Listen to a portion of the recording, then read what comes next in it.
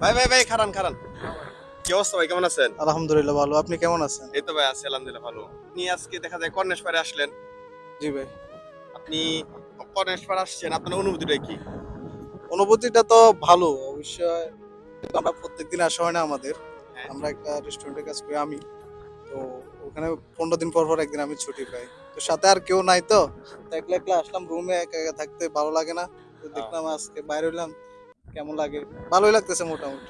আচ্ছা, আজকে আপনার ছুটি যেহেতু এটা আজকে ছুটি, এটা আরবিতে কি বলে? ভাই আরবি তো আমি জানি না। কি আচ্ছা, জানেন আপনি?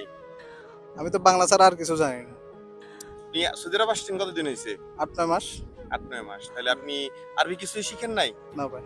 তাহলে কেমন আসলে হবে? আমরা আপনি যদি সবাই একটা বিপদে পড়েন, বাঙালি তো আচ্ছা একসাথে আচ্ছা, আপনি কাজ যদি করি। কোনো বিপদে পড়েন তখন কি করবেন? কিভাবে কথা বিপদে বলবেন? পড়লে কি করা? আরবিতে ওখানে কিছু কিছু কিছু তো আরবি আশেপাশে শেখা দরকার।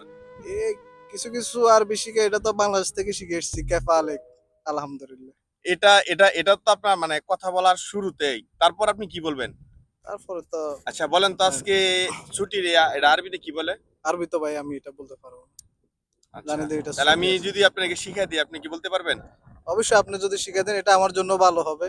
আচ্ছা আমি আস্তে আচ্ছা, আস্তে তাহলে আরবিতে এটাকে বলে হচ্ছে আলিয়ম আলিয়াম আনা আনা ইজাজা। ইজাজা হ্যাঁ, এখন আপনি বলেন। আহ, আলিয়াম হ্যাঁ, এই